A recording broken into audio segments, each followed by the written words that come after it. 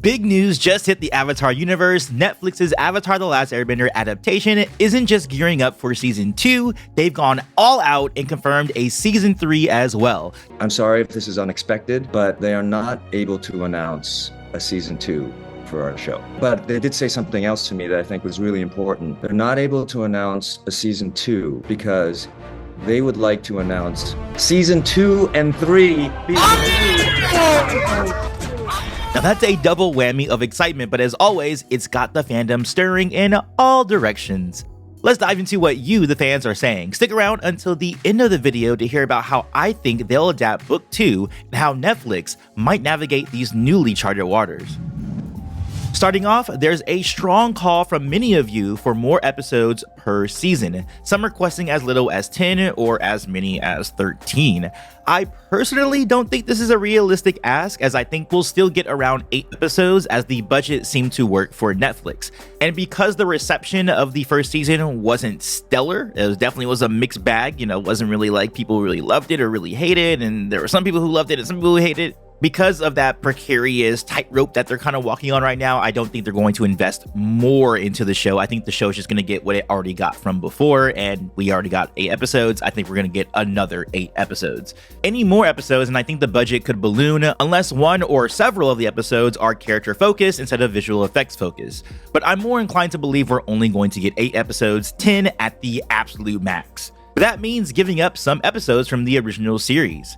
Fans believe episodes like Zuko Alone or The Beach need the room to breathe, and I agree. The fans also fear that squishing multiple episodes together into a multi-plot episode could really dilute their impact, the impact of episodes like Zuko Alone or The Beach, something that happened in season 1. If it's a choice between cutting these stories or cramming in too much, I personally would prefer them to cut it. Not Zuko Alone, obviously. I think Zuko Alone should stay, but episodes where they feel like they're trying to shoehorn them in, I think should just be left on the cutting room floor.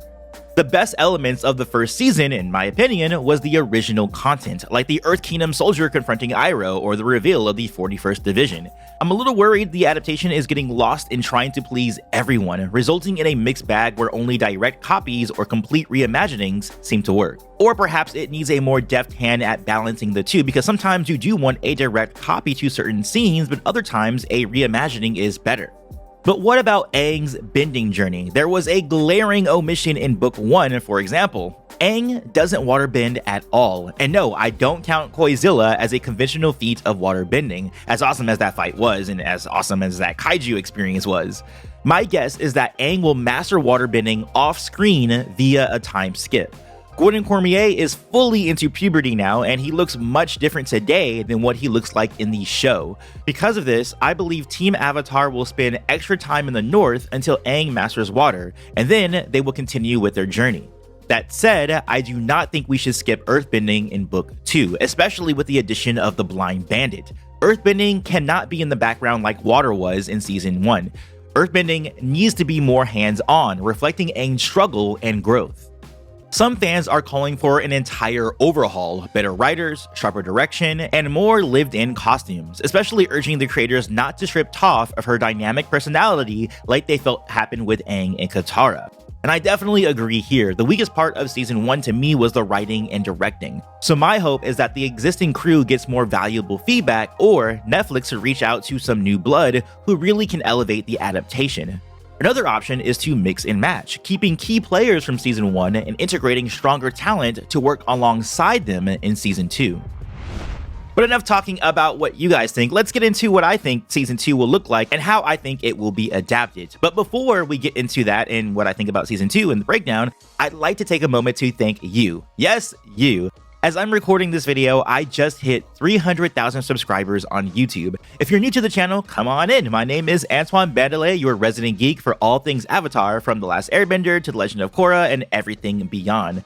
I've been running this channel since 2006 with the focus of Avatar since 2019. I have a huge backlist of videos you can go through, so check them out. Okay, enough of that. I'll make a full video dedicated to my subscriber milestone in a few. Let's get back to the video. Okay, so let's talk about how all of Season 2 of Netflix Avatar might be managed. We already saw how much remixing and rearranging happened in Season 1, and Albert Kim, the showrunner, has said that more changes are coming for Season 2. Here are my thoughts on how those changes might shake out.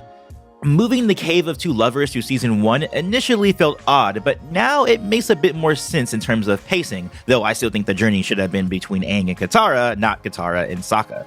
That said, moving it to season 1 keeps the pacing tight and avoids a mid-season lull. With an 8-episode season, every moment counts, especially as we saw from season 1. Every moment counts. We cannot spend extra time on things that are just useless. So, in Season 2, I believe Episode 1 will see Aang and the gang going to travel from the Northern Water Tribe towards Omashu, maybe with plans to take it back from Azula. This is where they would meet up with General Fong, who wants Aang to re-enter the Avatar state to help take back Omashu. Meanwhile, Zuko and Iroh have their fateful encounter with Azula, setting the stage for their separation and establishing Azula as the proper Season 2 villain throughout. Only now this might be happening with Omashu instead of a random port of a Fire Nation colony, and because they've invested so much budget into Omashu to begin with.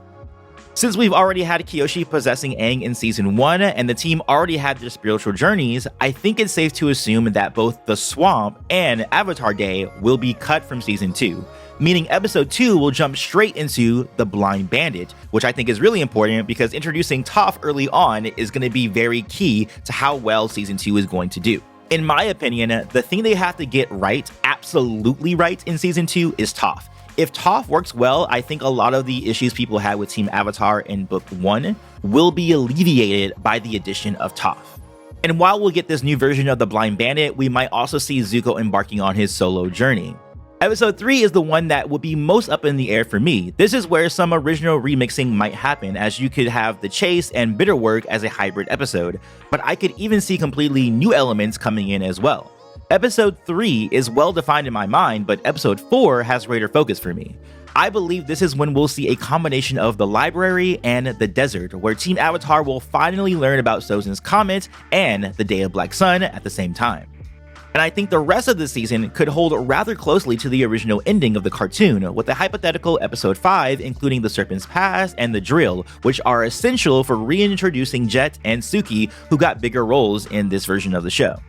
We would also be able to see Zuko and Iroh traveling to Ba Sing Se near Team Avatar as well. Unfortunately, I do not think Appa's Lost Days will make the cut. He was barely in Season 1 due to budget, and I highly doubt they'll have an entire episode where they'd have to spray the money hose all over it. But I do believe Episodes 6 and 7 will be a deep dive into Ba Sing Se, similar to the deep dive that we got from Omashu in Season 1. And then the finale will be a combination of the Guru and the Crossroads of Destiny, where we will see the capture of Ba Sing Se and Aang facing dire consequences, and of course the big fight between Azula, Aang, Zuko, and Katara, including the lightning strike against Aang that will push us into the final season. This streamlined approach means we'd lose some early Book 2 stories, but it's a necessary sacrifice to keep the momentum and to introduce Toph early on.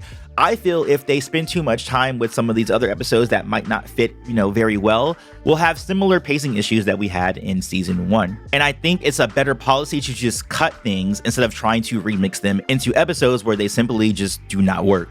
Plus, this version of the show that I just presented, it gives us a chance to explore Zuko and Iroh's storyline more in depth. Now, about potential carryovers from Season 1 that were not included, the inclusion of Bato seems likely and could fit within the broader narrative, possibly during the Serpent's Pass, which could be remixed as a way to show Sokka's ship navigating skills, which was alluded to in Season 1. The inclusion of my boy Zhang Zhang, though, feels like a story for Season 3, where the theme of fire is more present. I'm curious, though, about your thoughts. How do you feel about these predictions and hopes for Season 2? Let me know in the comments below and check out this video on screen if you're a fan of Avatar. I'll catch you on the next one, and as always, peace, love, and remember, be water, my friends.